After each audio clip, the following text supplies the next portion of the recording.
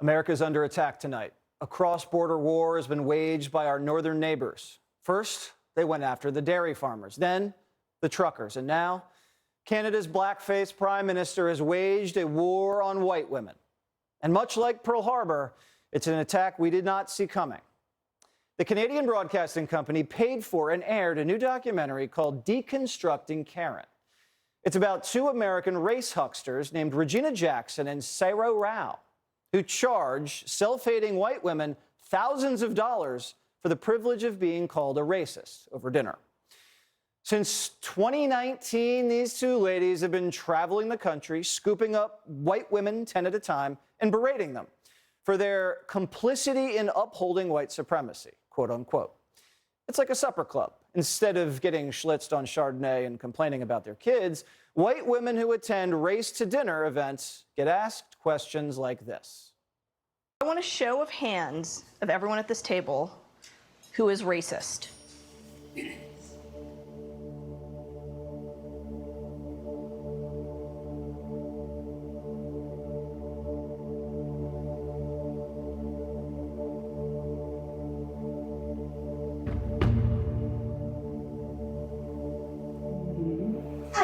I want to. So I can't sit here? You gotta go. Sorry, sis. That's right, sis. There's no crying in anti-racism. But there is a lot of yelling.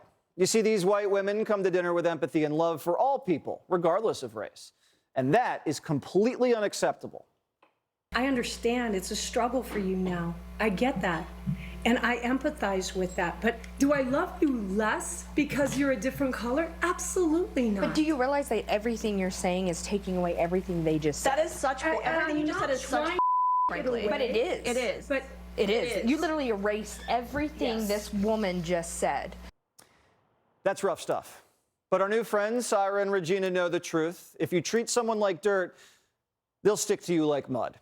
The meaner they are to these women, the more they want to impress them. And I think this is cathartic for the founders, too. They're angry because apparently they've been abused by every white woman who's ever existed. Imagine if your husband beats you and you confront him. Would you go and massage his back while you're confronting him? Or would you actually be really angry and hurt that he's been beating you? When you've been a victim of abuse, and white women have abused us our whole lives, why do we have to hold your hand? Can't we just tell you, hey, you guys have hurt us. This is what you've done. Now make it right. Make it right. Apologize for your whiteness. Come to my seminars. This is shocking racism. But if you're white, you're not allowed to be shocked. I want to ask also to stop acting shocked. So part of white feminism is acting so surprised when we tell you. But it is. Why are you telling us not to act the way that we act if it is surprising? Because to me, that is surprising. That upholds white supremacy. Because when you express shock, it pushes you away from the blame. You know what I expect of white women? Not a damn thing. Nothing. I expect nothing of you because you have never given me anything. Well, actually, they're giving you $2,500. But that's not enough. You got to buy their book, too. You're an irredeemable racist, but you might be able to get better if you pre-order now. I just got my advanced copy of our book, White Women, Everything You Already Know About Your Own Racism and How to Do Better. Super excited.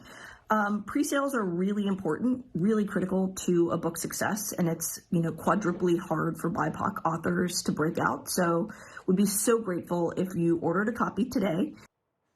And that's what this grift's all about. Buy a book, come to a dinner, spend thousands in order to cleanse your soul. But you know what? You'll never be fully clean, not to them. You can never give them enough money to make them like you. They're like personal trainers who want you to be fat forever. Joining me now is Horace Cooper, author and co-chair of Project 21. At first I thought, Horace, that no white woman would ever do this. It just seems humiliating and degrading and unnecessary. But now that I see this, I'm thinking, in this country today, I wouldn't be surprised if thousands of women paid for these people to be just lecturing them about how awful they are. It's a psychological issue. Well, Jesse, W.C. Fields said there's a sucker born every day. The real challenge from my perspective is to use the evil of racism as a huckster money-making scheme. We've already seen this kind of behavior by the so-called Black Lives Matter Foundation, using the genuine concerns that all Americans feel about making sure that all Americans are able to partake of the American dream. BLM and now these dinners try to money make off of that, and they don't care, actually, if after they're done, things are worse off. Because they get the mansions, they get the new Infinity, they get the trip to Aspen. What do you think's more profitable, racism or white guilt? Well, you can't get profitable racism without white guilt. I actually am one of the founding members of Project 21 precisely because I want people to remember this is the most amazing, exceptional country on the planet. And to be black in this country is to be advantaged more than to be black anywhere else on the planet. These women browbeat people into thinking that their very living undermines black people. I would love to hear not some blanket condemnation. What specifically has a person done to you? We have laws on the books at both the federal and the state level, and if you have illegally discriminated, you have to show it, or you get to defend against it. No blanket condemnations. All right. And it kind of reminds me of people who pay other people to whip them because they've been bad and it kind of turns them on. I mean, if that's your thing, go for it, but I don't know. Thank you so much, Horace Cooper. Thanks for having me.